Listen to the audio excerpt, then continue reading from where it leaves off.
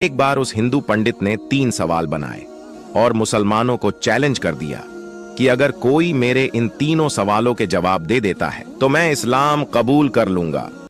Hello friend, अस्सलाम वालेकुम। मैं हूं शादाब खान और आप देख रहे हैं शादाब रिएक्शन चैनल। कैसे हैं आप सब? उम्मीद करता हूं कि ठीक होंगे।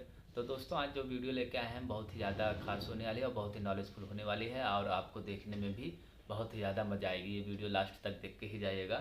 इस वीडियो का टाइटल है पंडित का चैलेंज, मेरे 3 सवालों को जवाब दे दो मुसलमान हो जाऊँगा, फिर जो हुआ खुद देखें। इस वीडियो में यही बताया गया है, इसका यही टाइटल है।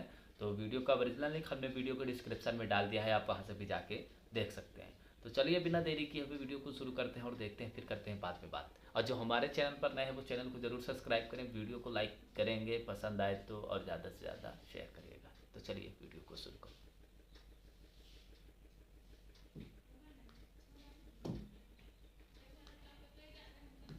किसी शहर में एक हिंदू पंडित रहता था जो अपनी जहालत की वजह से लोगों में बहुत मकबूल और मशहूर था। उस पंडित की खास बात यह थी कि वह इस्लाम और मुसलमान से सख्त नफरत करता था, यानी कि इस्लाम और मुसलमान के खिलाफ था। और अक्सर वह मुसलमान के खिलाफ बेहुदा सवालात निकालता और लोगों को चैलेंज करता था और कहता था कि मेरे इन सवालात के जवाब दे दो, मैं इस्लाम को कबूल कर लूंगा, मैं मुसलमान हो जाऊंगा। इस तरह से वह अपनी इस गंदी सोच को दिखाकर मुसलमान को नीचा दिखाता, जिसको देखकर वह हिंदू पंडित बहुत खुश होता था। इस तरह से उसे अपने इल्म पर बहुत गुरूर हो गया था। फिर एक बार उस हिंदू पंडित ने 3 सवाल बनाए और मुसलमानों को चैलेंज कर दिया कि अगर कोई मेरे इन तीनों सवालों के जवाब दे देता है तो मैं इस्लाम कबूल कर लूंगा। दोस्तों, वह सवाल कुछ इस तरह के थे कि जिनका जवाब बड़े आलिम के पास भी मौजूद नहीं था। और इस तरह से उस हिंदू पंडित का डंका एक बार फिर से जोर पड़ गया। उस हिंदू पंडित के वह 3 सवाल कुछ इस तरह के थे। उसका पहला सवाल तो यह था कि जब आज तक किसी ने अल्लाह को देखा नहीं है तो फिर तुम लोग पहले कलमे में अल्लाह के एक होने की गवाही कैसे देते हो, और तुम ऐसा क्यों कहते हो कि अल्लाह के सिवा कोई माबूद नहीं है। उसका दूसरा सवाल यह था कि जब हर चीज पर अल्लाह कादिर है तो दुनिया में जो कुछ भी होता है वह अल्लाह की मर्जी से होता है, तो फिर दुनिया में किसी बुरी बात के लिए इंसान कसूरवार क्यों कहलाएगा। और उस हिंदू पंडित का तीसरा सवाल यह था कि तुम कहते हो कि शैतान आग से बना है, वहीं दूसरी तरफ अल्लाह ताला कहता है कि कल कयामत के दिन शैतान को जहन्नम की आग में डाला जाएगा। तो जब शैतान खुद आग से बना है तो उस आग में शैतान का क्या बिगड़ेगा? भला आग पर आग का क्या असर होगा? ये 3 सवाल उस हिंदू पंडित ने मुसलमान के सामने पेश किए हैं, लेकिन कोई भी इसके इन सवालों के जवाब नहीं दे सका।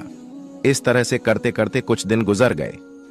एक दिन वह हिंदू पंडित किसी काम से अपने घर से बाहर निकला।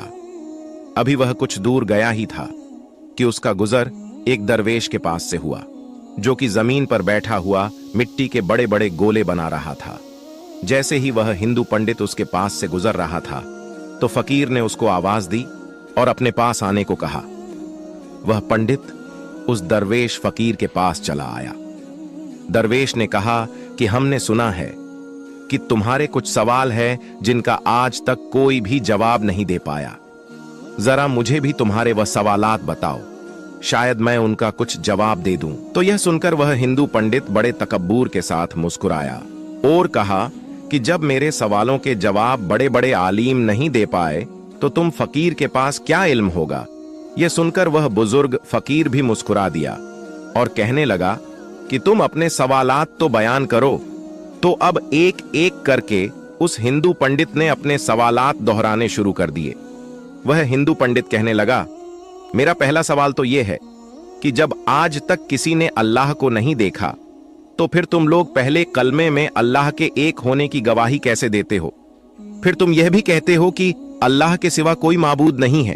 और मेरा दूसरा सवाल यह है कि जब हर चीज पर अल्लाह कादिर है और इस दुनिया में जो कुछ भी होता है वह अल्लाह की मर्जी से होता है, तो फिर किसी बुरी बात के लिए इंसान कसूरवार क्यों कहलाएगा।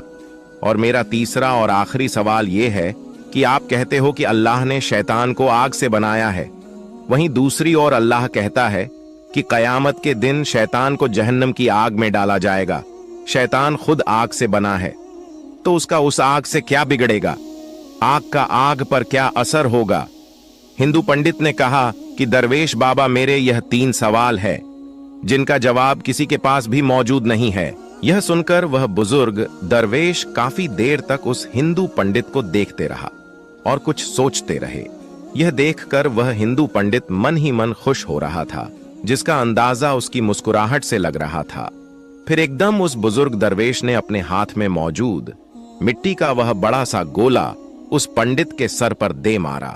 उस गोले के लगते ही उसके सर से खून निकलने लगा। पंडित उठ खड़ा हुआ और कहने लगा, तुमने यह जुल्म मुझ पर क्यों किया है? तुमने मुझको क्यों मारा है? मैं इस ज्यादती की शिकायत शहर के काजी से जाकर करूंगा और आपको अदालत में पेश होना पड़ेगा। इतना कहकर वह हिंदू पंडित सीधा काजी साहब के पास पहुंच गया और अपना मुद्दा बयां कर डाला। उस पंडित के सर से अभी भी खून बह रहा था और तकलीफ से उसका बुरा हाल हो रहा था। खैर, उसके बाद बुजुर्ग दरवेश को भी काजी साहब के सामने पेश किया गया। उसके बाद काजी साहब ने पूछा कि हजरत, आपने किस वजह से इसको मारा है? तो यह सुनकर बुजुर्ग फकीर ने कहा, मैंने तो इस पंडित के सवालों के जवाब दिए हैं जो इसने मुझसे पूछे थे। अब यह बिना वजह ही मुझ पर इल्जाम लगा रहा है। यह सुनकर अदालत में मौजूद हर शख्स हैरान हुआ, क्योंकि उस हिंदू पंडित के तीनों सवालों के बारे में हर कोई जानता था। इसलिए वह हैरान हुए कि इसको करने से वह सवालों का जवाब कैसे मिल गया। इतने में काजी साहब कहने लगे, अच्छा बताओ कहां है? उनके सवालों के जवाब हमें तो कहीं पर कोई जवाब नहीं नजर आ रहे हैं। इस पर वह बुजुर्ग दरवेश फरमाने लगे, काजी साहब, इसने मुझे पहला सवाल यह किया था कि जब अल्लाह दिखाई नहीं देता तो फिर तुम कैसे उसकी मौजूदगी की गवाही देते हो? इसके इस सवाल का जवाब मुझ पर लगाए गए इसी इल्जाम में है। यह कह रहा है कि मेरे सर में चोट लगने से दर्द हो रहा है, लेकिन क्या इसके पास इस बात का कोई गवाह मौजूद है? तो यह सुनकर वह पंडित कहने लगा कि इस बात का गवाह कैसे हो सकता है? मैं कह तो रहा हूं कि मुझे दर्द हो रहा है। बुजुर्ग दरवेश ने कहा, मगर हम कैसे मान ले कि तुम्हें दर्द हो रहा है? यह सुनकर वह पंडित कहने लगा कि मुझे दर्द महसूस हो रहा है, इसलिए मैं कह रहा हूं कि मुझे दर्द हो रहा है। यह सुनकर बुजुर्ग दरवेश ने फरमाया कि ठीक इसी तरह जैसे तुम्हारा दर्द दिखाई नहीं दे रहा है मगर तुमको महसूस हो रहा है, वैसे ही हमें अल्लाह दिखाई नहीं देता है, लेकिन अल्लाह को हम हर वक्त अपने साथ महसूस करते हैं, क्योंकि इस दुनिया में अल्लाह के कुदरत के नजारे हर जगह पर जगमगा रहे हैं और हर जगह है, अल्लाह मौजूद है। यह सुनकर वह हिंदू पंडित कहने लगा, चलो मान लिया कि मेरे पहले सवाल का जवाब मुझको मिल गया, अब मुझे मेरे दूसरे सवाल का जवाब भी दे दीजिए। यह सुनकर वह बुजुर्ग बाबा बोले, तुम कहते हो कि जो भी करता है वह अल्लाह ही करता है, तो फिर किसी बुरे काम का कसूरवार कोई इंसान कैसे कहलाएगा? अब तुम्हारे इस सवाल का जवाब भी इसी इल्जाम में मौजूद है जो तुमने मुझ पर लगाए हैं। जब सब अल्लाह ने किया है तो फिर इसमें मेरा क्या कसूर है? तुमने मुझ पर इल्जाम क्यों लगाया है? अब उसके दूसरे सवाल का जवाब भी उसके सामने था। यह सुनकर वह हिंदू पंडित कहने लगा, अच्छा चलो मान लिया कि मुझे मेरे दूसरे सवाल का जवाब भी मिल गया, लेकिन क्या आपके पास मेरे तीसरे सवाल का जवाब मौजूद है? वह बुजुर्ग दरवेश कहने लगे, तुम्हारा तीसरा सवाल यह है कि शैतान आग से बना है और अल्लाह कहता है कि कयामत के दिन शैतान को आग में डाला जाएगा, तो उस आग में शैतान का क्या बिगड़ेगा? आग का आग पर क्या असर होगा? अब तुम यह बताओ कि तुम किस चीज से बने हो? हिंदू पंडित कहने लगा, मैं मिट्टी से बना हूं। तो यह सुनकर बुजुर्ग दरवेश पूछने लगा कि वह गोला जो मैंने तुम्हारे सर पर मारा था वह किस चीज से बना था? तो पंडित कहने लगा, वह भी मिट्टी का बना हुआ था। इस पर बुजुर्ग ने कहा, बिल्कुल ठीक जैसे तुम मिट्टी से बने हो, और वह गोला भी मिट्टी से बना था जिससे तुम्हारा सर फट गया है। अब अगर तुम यह कहते हो कि शैतान आग से बना है और कयामत के दिन जब उसको जहन्नम की आग में डाला जाएगा तो उस आग का शैतान पर क्या असर होगा? तो इस तरह से तुम्हें भी मिट्टी के गोले से कुछ नहीं होना चाहिए था, लेकिन तुम्हारा तो सर जख्मी हो गया। बिल्कुल ऐसे ही कयामत के दिन दोजख की आग शैतान को जलाकर राख कर देगी, शैतान को तड़पा कर रख देगी। वह हिंदू पंडित यह सुनकर बहुत ही हैरान हुआ, और यही नहीं बल्कि उस अदालत में मौजूद हर शख्स ये सुनकर बहुत हैरान था कि किस तरह एक बुजुर्ग दरवेश एक फकीर बाबा ने एक हिंदू पंडित को लाजवाब कर दिया। उसके बाद वह हिंदू पंडित वहीं अदालत में कलमा पढ़कर मुसलमान हो गया। प्यारे दोस्तों, बेशक अल्लाह ताला बहुत करीम है, जिसको चाहे जहां पर चाहे हिदायत दे दे। अल्लाह जब चाहे किसी को बख्श दे। अल्लाह हर चीज पर कादीर है। इन्नल्लाह अला कुल्ली सय्यिन कदीर। प्यारे दोस्तों, हमारे नबी हजरत मोहम्मद मुस्तफ़ा सल्लल्लाहु ताला अलैहि वसल्लम की तालीमा भी हमें यही सिखाती है कि दूसरों के खुदाओं को भला बुरा मत कहो और अपने दुश्मन से भी अच्छी तरह से पेश आओ और अपने दुश्मन को भी धोखा मत देना। अपने पड़ोसियों को चाहे वह किसी भी मजहब से ताल्लुक रखता हो, उनसे अच्छे से पेश आना, उसे भूखा सोने मत देना। और यही हुस्न अखलाक, यही तालीम गैरों को अपने तरफ माइल करती है और आपके सच्चे ईमान वाले होने का सबूत देता है। तो प्यारे दोस्तों, उम्मीद करते हैं कि आपको आज का ये वीडियो पसंद आया होगा।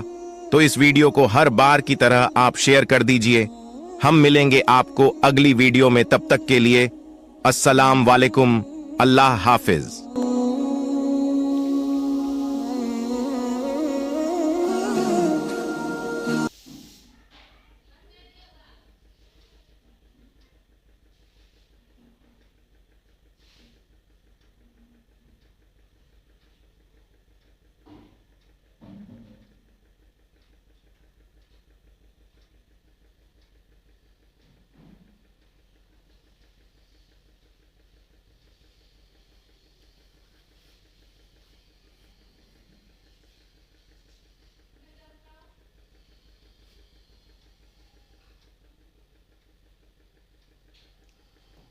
तो दोस्तों, कैसी लगी आपको ये वीडियो? बहुत ही प्यारी वीडियो थी और बहुत ही नॉलेजफुल वीडियो थी। जिस तरह से एक बाबा ने एक पंडित का जवाब दिया, तो वीडियो बहुत ही प्यारी थी और बहुत ही पसंद आई मुझे। तो आपको कैसी लगी आप कमेंट करके बता सकते हैं, और वीडियो पसंद आई हो तो वीडियो को लाइक करें और ज़्यादा से ज़्यादा शेयर करें।